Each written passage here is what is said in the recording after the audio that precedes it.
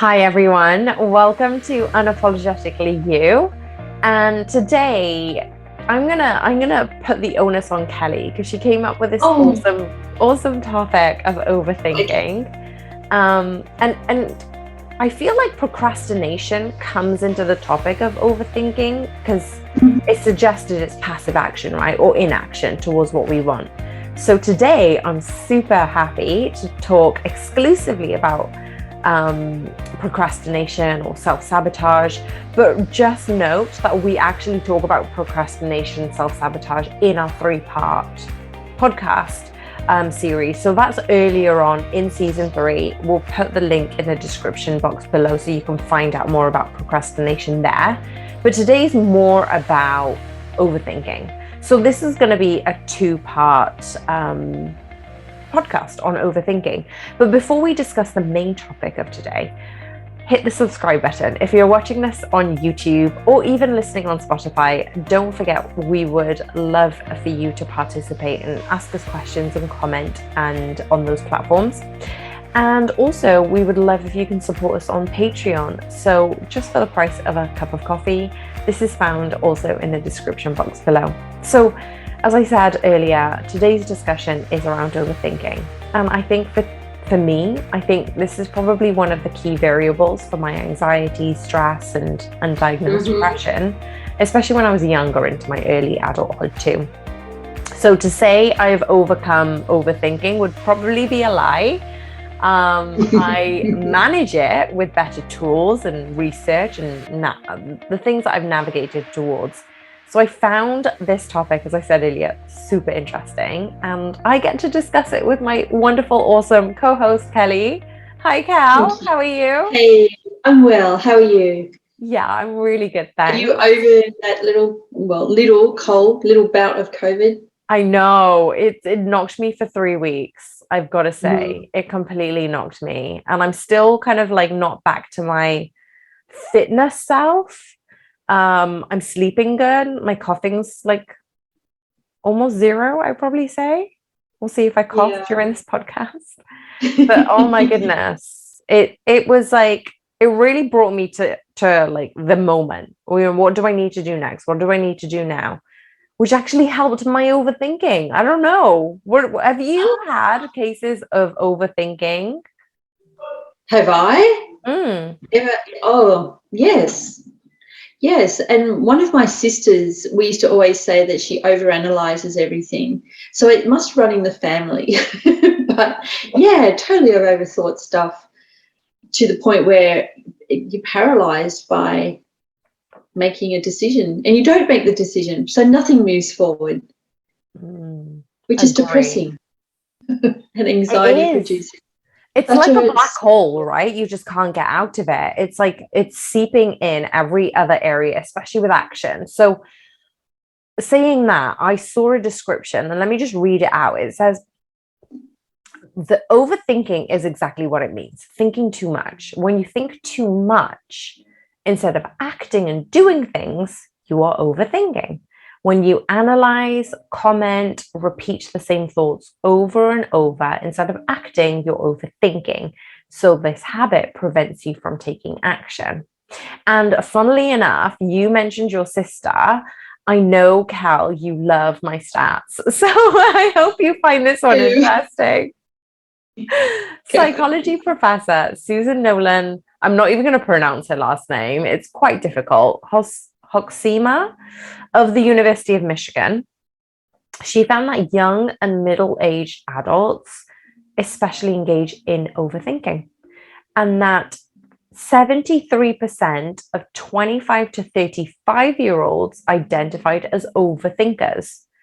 73% of 25 to 35-year-olds, and more women than men. So 57% of women overthink in comparison to 43% if they identify themselves as overthinkers.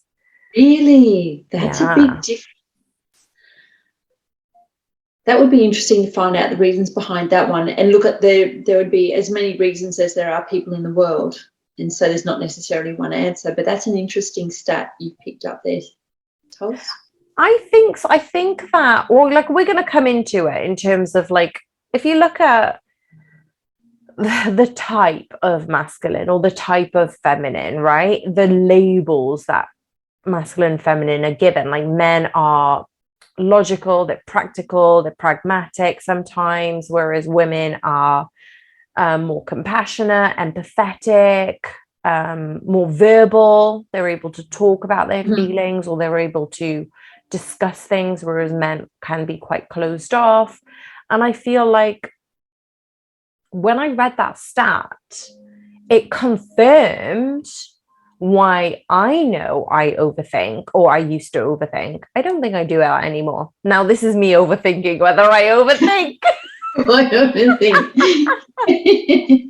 You can't make this up, honestly. Okay, I'll put myself in the category that I overthink, and I used to do better at that way back when. But I feel like, yeah, that stat just confirms that. I don't know, for some reason, not only confirms with me, but it confirms with other women. Maybe through conversations that we've had with other women and friends and family, just as you said, Cal. Yeah, quite likely it is a topic that would come up, because it's actually is it a fault? That's called a fault, because I can't think of a better word for it. But it's one that you can readily admit to. Like, there are some things about you that you don't readily admit to. But being, an overthinker is a supposedly harmless thing to admit to, and an easy thing to laugh about. So it is something that in a female conversation you would admit to it quite readily. So I imagine that, yes, we've all spoken to friends and family who've gone, oh, I overthink. Or, when you think something and then someone questions it, and now you're like, now I'm second guessing myself. And so that second guessing is something that I think women do a lot of as well. I hear so many women say, oh, now I'm second guessing myself. And go, you shouldn't. Yeah. Opinion for sure.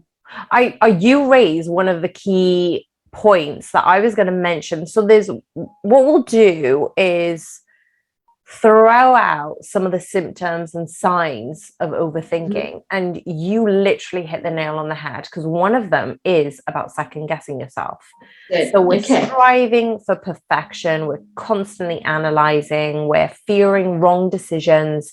And what I found when I was researching for this podcast today is the inability to trust ourselves. It really knocks our internal confidence, the power of our intuition. And yeah, okay, women overthink more than men do, but women have the superpower, right? We have so many superpowers, let's be honest, but one of them is trusting our intuition. But it's not easy. It's not as easy as that, because we need to cultivate it, right? It's like tuning a guitar. We need to keep tuning it and trust it will give us the chord that we're asking for at that time. But if we don't tune it, how are we going to know? So if we're out of sync with our intuition, our decision making becomes more difficult, right? We can't decide, because certain decisions come from instinct or faith or internal guidance that navigates you towards that true north. So if you are somebody who's logical and you only make decisions that way, well, you're going to have this, for a person who's an overthinker, an overanalyzer, second guessing yourself, you're kind of caught up in that cycle. And sometimes, I don't know if you found, you probably have instigated some brain fog. Like, you can't make a clear decision, because that's the key analysis to obviously saying that you're an overthinker. Second guessing yourself is a big one. It's crazy. You are. I'm overthinking what you're saying. Why? Because I'm really trying to understand it on a very deep level, and without putting too much pressure on myself to, like you said, trust your intuition. But I think both of us with a science background are asked to justify our intuition so often that that's where the overthinking starts as well, and the second guessing starts as well. because in our background we have to measure everything, measure and assess, measure and assess, measure and assess.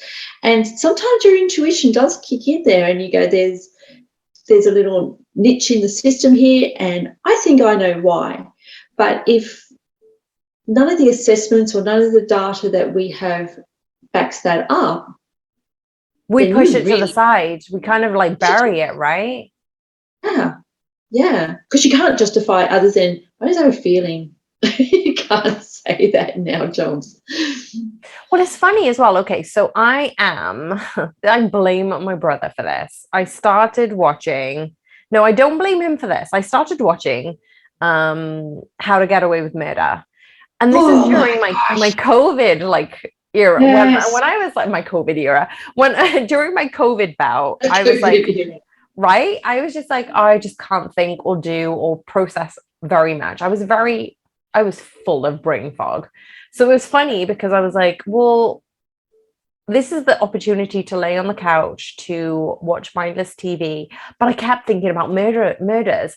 And then like there was so much manipulation and lies. And there was so much going on with that. I was then dreaming of dead bodies. And I was like, I've got to stop this. Because anybody who knows me, like, I'm just like, I don't know whether I was overthinking about that, but it was just like, that was in my consciousness, right? When you're thinking and seeing and hearing all of those, it's going to obviously go in your subconsciousness. So I was like, I don't really want to deal with this. Soon as we ended season 1, I was like, I'm going to stop now, right? I'm going to try and take this. You were able to stop? I stopped. I put a stop, even though, for those of you who've seen it, probably thought, but what happens to, what happens next? I don't believe me. I actually was like, shall I just watch it? And I had to stop. I was like, no, I got to stop thinking of dead bodies and having images. I'm very visual, so I had to stop having images of dead bodies. And then my brother, thank you, who's probably listening to this podcast, the flight attendant has now become my new series to watch. Okay, I haven't about heard a mystery and it includes murders. Oh no. So now I'm just like, it's insane because then I'm now obsessing of that. I don't even know where this conversation was going. What did you say earlier? Just before I went on this tangent of murders. I wasn't talking about murder. What was I talking about? I said trusting your intuition is hard. Trusting your intuition. So yes, actually, I'm so glad you said that because when they had a conversation with, it must have been the FBI. There was a conversation with the FBI and the FBI said, well, there's not enough evidence for us to convict this person of murder, right? And this her colleague was like, well, we've got this evidence. This evidence is enough to convict her of killing, right?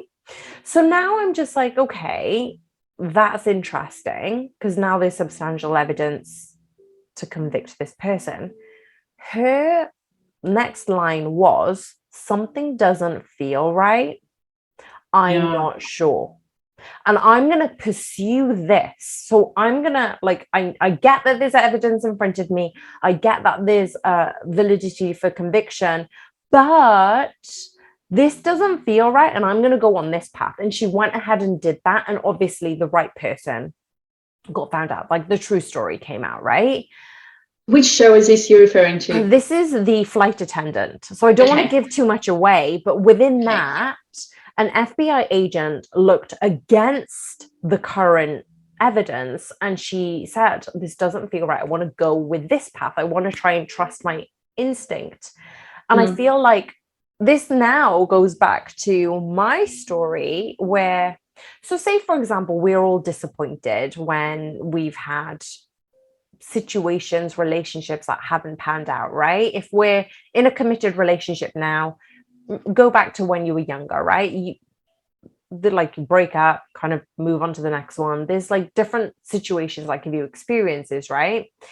And then this one person that gave me a whole host of lessons made me question my intuition and my instinct. And from then, I realized that I'd lost my instinct, my intuition, and I lost the trust within myself. So within the last few years, particularly, particularly in the last 4 or 5 years, I've rebuilt my intuition, my instinct, my trust in myself.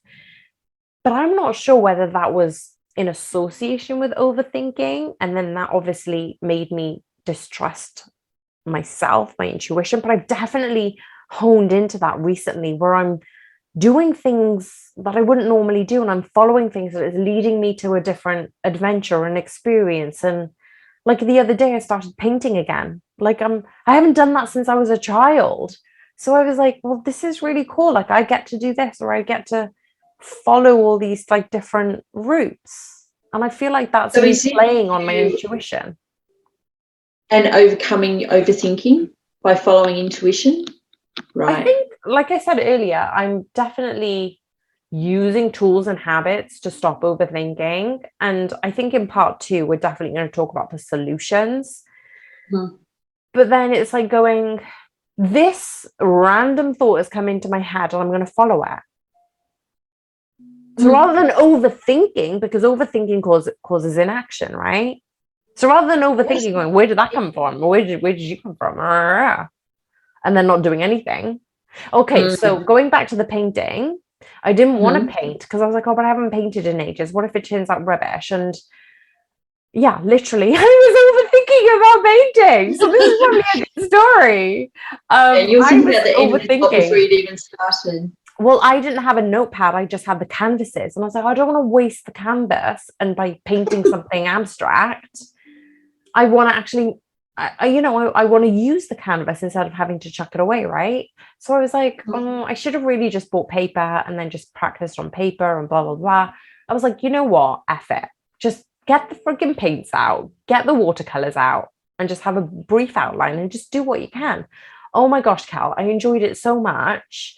I was painting over watching Grand Prix. Like, if people know me, they know Oh, I this like is big F1. news.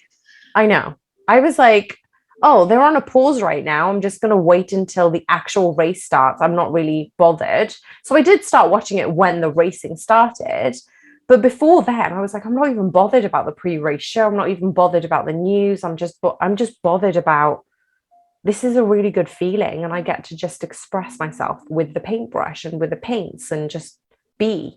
And then I got to a point I was like, okay, so maybe I need to think about this and think about that. But what I realized is there is a purpose to this story.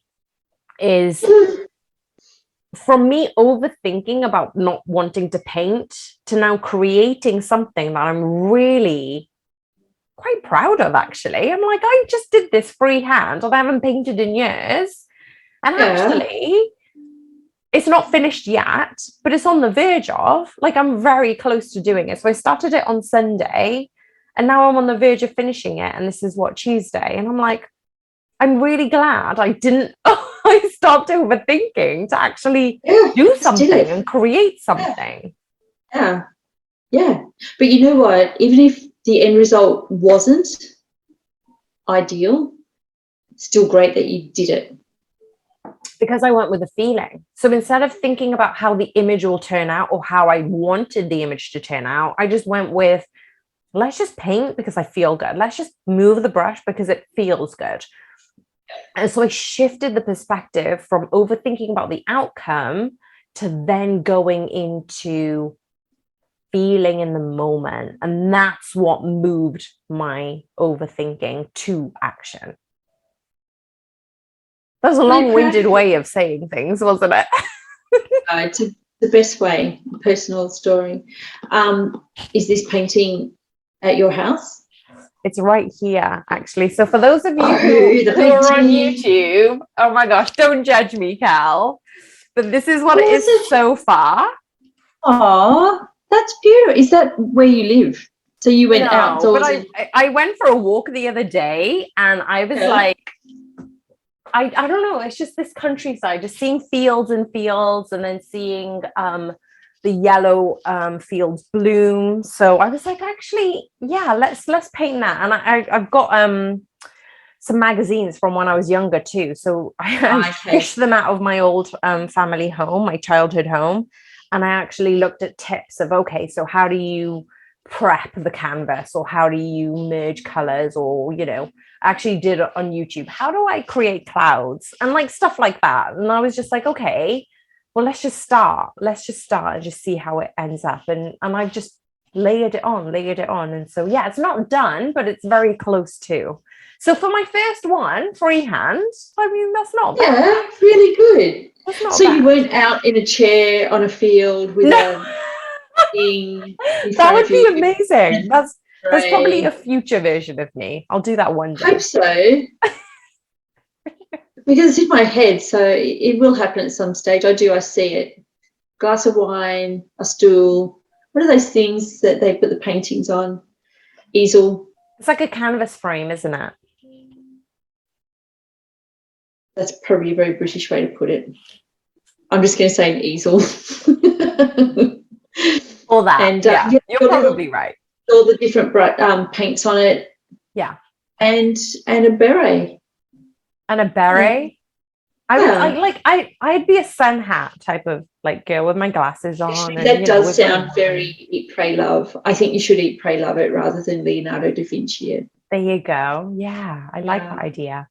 Mm-hmm. Oh no, it's definitely, it's something that I envisioned in my head, but it was something that I was like, yeah, let's just go with it. Let's just go with, you know, I'm loving the fields, I'm loving the open space, the clouds. And I took inspiration from the walk I had the day before. So I'd never gone on this walk before, and I've been trying to do that more and more. Of, again, how do you test your intuition?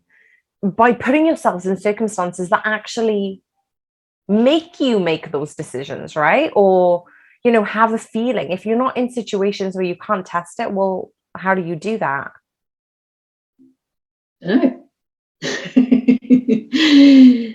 I know, but I love that you just went and did it, like without thinking too much about it. I mean, it sounds like you tried to talk yourself out of it. I know.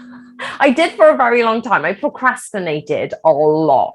Yeah. Do you think procrastination is you trying to talk yourself out of it? Or oh yeah, for sure.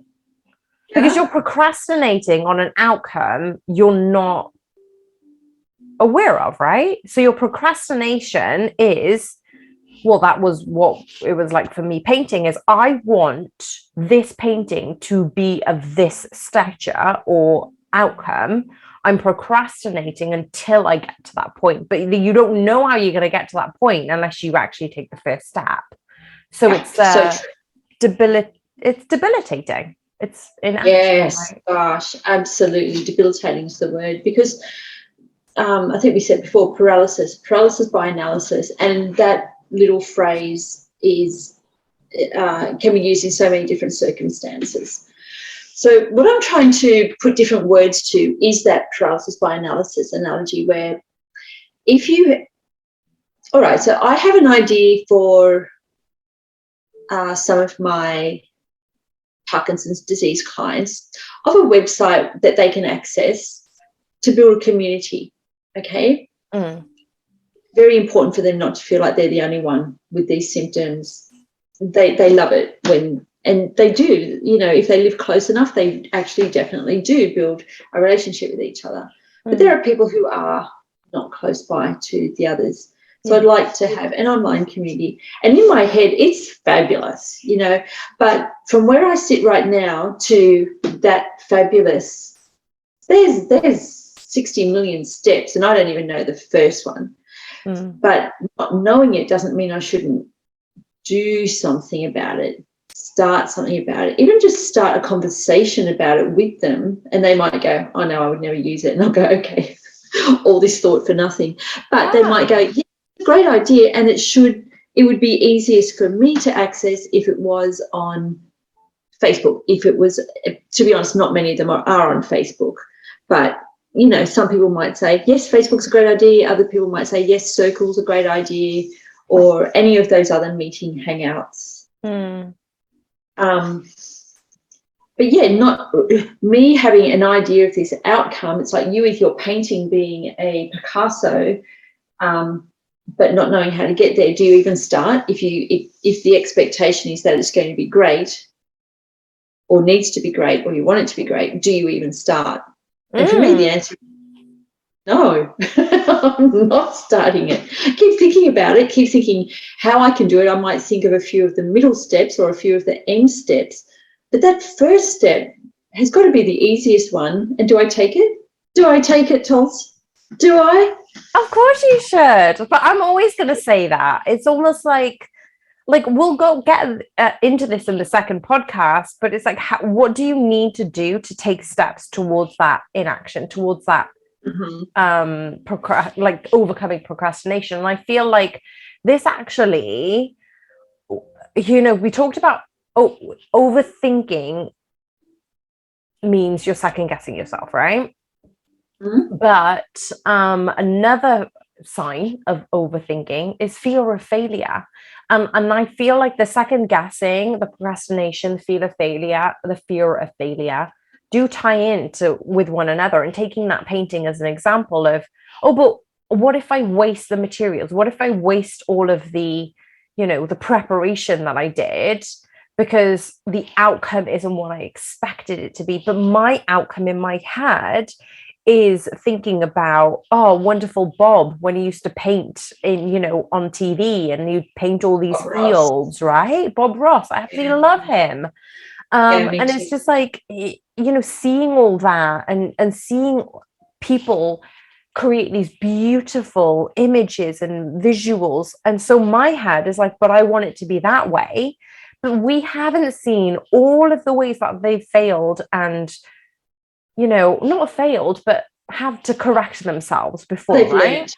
Yeah. How they've learned. And then having this fear of failure, that doesn't surprise me when it comes to overthinking, because obviously I've just said the example of why I didn't start it. And that obviously led to the procrastination and the overthinking, because it's striving for the perfection. And I feel like for many people who are overthinkers, failure isn't the option. So people will do anything to prevent or avoid failure, right? Yeah. And that's where that paralysis comes in, like having such a massive thing of, this is going to fail, I'm not going to risk it, I'm just not going to do anything. And they wouldn't ever put in a position where they would fail, ever. Yes, so they don't start. That's right. So in truth, they have failed because they haven't started. Oh, so I like that. It's a bit harsh. It is harsh. It's very like bold. Yes. Yeah, you can fail doing it or you can fail by not doing it, but either way, And I think one of the ways is by doing it and not completing it, you do learn. But by not doing it at all, there's no learning in that. No, exactly. 100%. I agree with you. Like taking that painting, for example, if I messed up, like I didn't even think about Bob Ross. I should have just thought about Bob Ross when he's like, if you make a mistake, just do this. Do you remember you used to do that? Ross it. I know. Just make it up. It's fine. But that's exactly what I did. It was like, well, instead of anticipating failure, just be in the feeling, because pivot. Until you actually approach that situation, you don't know which way you're going to pivot, right? Yeah, no, that's right. But you do base it on principles and morals. So if you don't know which way you're going to pivot, at least you've got a baseline of, there's not a never-ending number of ways you can change it. And I'm not just talking about a painting here now, but you make decisions based on your principles and morals. So it does narrow it down. It's not as though I could do it, I could turn this into anything. And I think that's where politicians go awry, when they do start out with nice high morals and principles, and then things get a little bit hard and they go, let's just do this. Let's do what most people want me to do, or what'll keep me out of the newspaper headlines or something. And it goes against their morals and principles. And that's where... And they lose their way, definitely.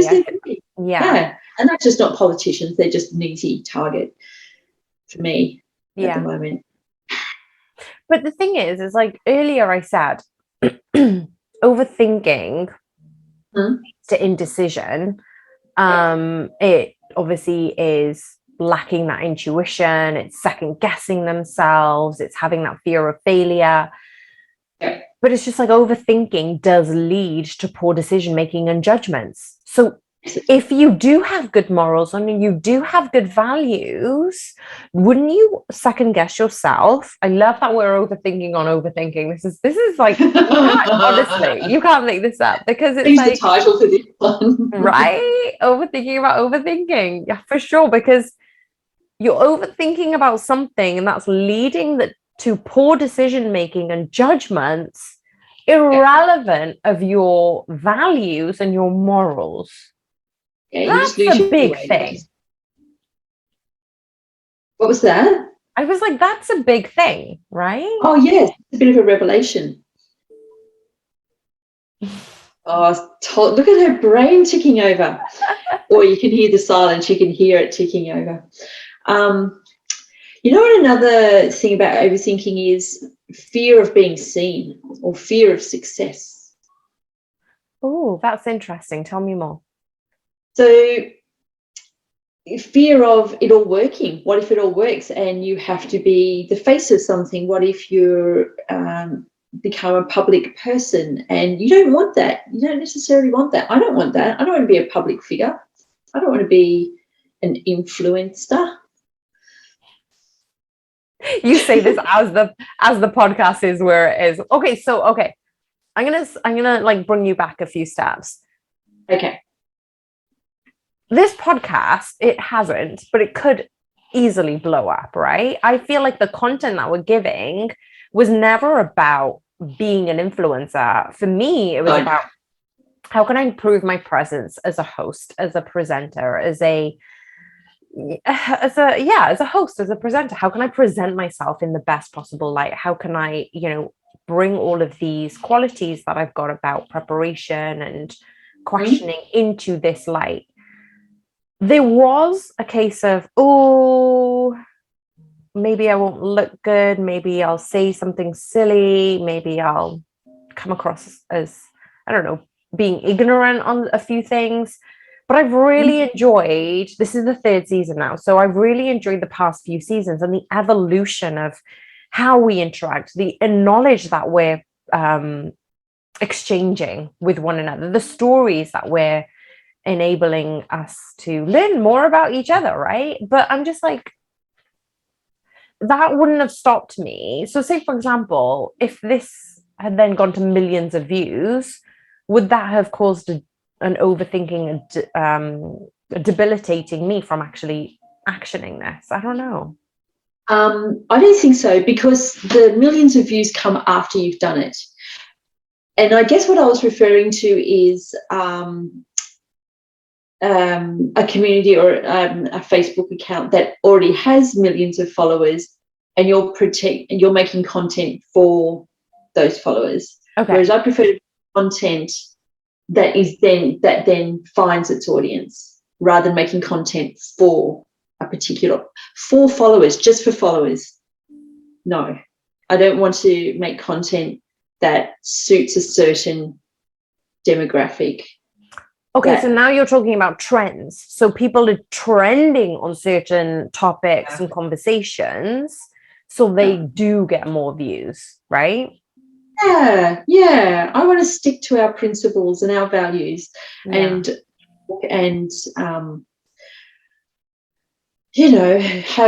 have a niche in that area rather than influencer status. I don't think that's a compliment. I don't want to be called that. And the funny thing is I've been watching a lot of like YouTube creator content videos, because I'm constantly learning, right? How can we improve our content? How can I improve my own brand of fitness checks? What thumbnails are important? What hashtags are working? What's working in social media so I can pivot, right? But the thing is, it's like, on one of the videos, they did identify what an influencer is. And they were like, what is an influencer? An influencer had a very negative connotation, because there were a lot of people just making money from products, right? So it would be like, well, we're selling you this product, this is the product, they're of that status, so they can actually make money in that sense. But if you take the alternate version of an influencer, it's how you, and I'm going to bring in the values and moral side of things, how are you enhancing your morals and values? How are you being of service of others as an influencer? So it's not a case of you can be an influencer and make money from products, which is what the original influencer was. Now it's like creator content is an influence for people who want to get better on their small businesses, who want to, make a better living for some financial stability for their family. And it's not saying that that person is an influencer in that they're selling a product, but they're an influencer because they're supporting content for you and other entrepreneurs or things like that. So that technically is an influencer status, but it could be made in more of a positive way. Yeah. And I didn't mean to be critical of anything, and Fitness Chicks is fabulous and you do a fabulous job with it, but you influence people, and that is different to being or calling yourself an influencer, I think. No, but what I was saying is like the definition I feel has changed over the years, like from when Instagram first started and when people were being labeled as influencers and what that notion was about, to now people are like anybody can be of influence. Like if you look at a role model, you are an influence on somebody else. And what I'm saying is they've moved it from an influence on social media selling a product to now an influencer. It could be anybody. It's just a creator. It's a creator content, and you're still influencing others. So that's yeah. I don't know. We're like completely off topic at that point. No, we're over analyzing everything. Over analyzing everything. So there's another one that is a sign of overthinking, over analyzing everything. It seems obvious, but I feel like this definitely hit a nerve with me. And I really, only recently, actually, only in the last few days, I've come to realize that I used to have controlling tendencies. Like for people who know me, probably like, yeah, and but I only realized it recently because I was like, okay, so if I've got controlling tendencies and I've got overly compulsive organizational qualities, I use that to overthink areas beyond my control. And then that would leave me stuck on my feedback loop. So overthinkers tend to have the need to control everything because they plan out the outcomes, the possibilities, all these different areas. Because it's so unpredictable, that causes a great deal of anxiety. So for me, I got anxious, so I was overthinking and then over planning and controlling.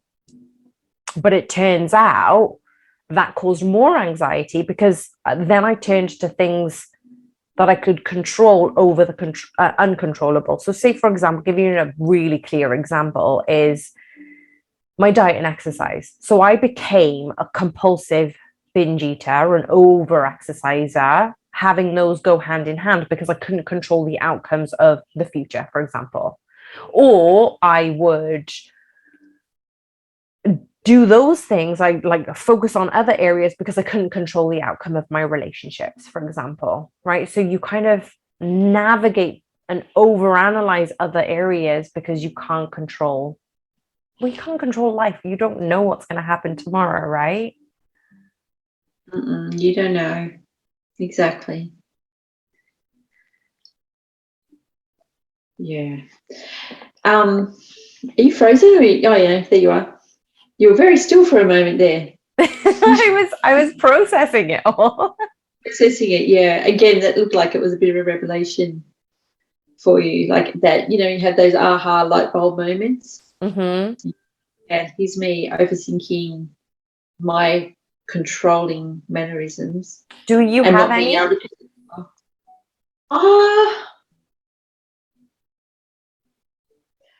know what? I may have had, and then I think as soon as you have kids, that all goes out the window. Like you might think you're going to plan your day or have a routine or control something, and it 5 minutes later there's no routine, there's no thought to the schedule. So look, yes, I think diet and exercise are probably the same for me. Yeah. Because even with kids, that's something that you can control on your own or for yourself. Yeah. So, yeah, those are the things. I try to eat well, and I enjoy eating well. I enjoy doing exercise, and so I try to do exercise most of the time, most days. Some form of exercise, that might be surfing, or I've been learning to skateboard. Oh, nice. Or there's been a few epic crashes, let me tell you. But yeah, so when I say exercise, it can be like a playful form of exercise as well. That I can control. I can schedule time in and make that work for me. So same as you, diet and exercise, but they're probably pretty typical ones. Yeah. If you ask a lot of people, that's the things that they would say that they are able to control as well, or the easiest control. Because things like career, you might say, I'm in control of my career. And some people might be, but most people would not really be. Or if you ask them if they're in control of their career, they would say no. Do you have a 5-year plan? How's it going? Yeah, no. Sort of. But you are the 5-year plan girl, actually. So you're the one we should be asking. I am. And that's the thing, like you actually go on, I think that's where my controlling is. It's like, what is the plan? But I think for now, I'm more in the headspace of there's a plan, but it's okay if it doesn't go according to the plan, because I'm opening myself up to, well, it could go better than the plan. So rather than it being, it could turn into a shit show, rather than overthinking in that negative way, I'm actually like, well, it's going to be better than I actually planned, because it always does turn out better than I actually planned, or sooner than it happens. But Kel, this has just been along the way. Yeah, this has just been such a good conversation. I feel like before we go into the second part of our podcast, we round up of all of the things that people overthink, being in discussion with that, having that debilitating fear, having the procrastination, analyzing everything, fear of failure, second guessing yourself. It was very aware, like making yourself aware, being conscious to overthinking, pause and reflecting. And now we're going to pause on the actual podcast and come back to the next podcast, and let's look at solutions. Let's look at some actions. How can we look at ways of overcoming overthinking? So, Kel, this has just been so good to have a chat, and let's do it again and find some solutions on the next one. I'm really keen to hear them. I don't have the answers. Guys, remember to click subscribe if you're not already on YouTube and on Spotify. And if you'd like to support us, hit us up on Patreon, where you can, only for a price of a small cup of coffee, support us. We really, really appreciate you. And thank you so much for listening. And thank you so much for coming back. And we'll see you and speak to you on the next one. All right. I'll speak to you soon, Cal. Okay. Bye-bye.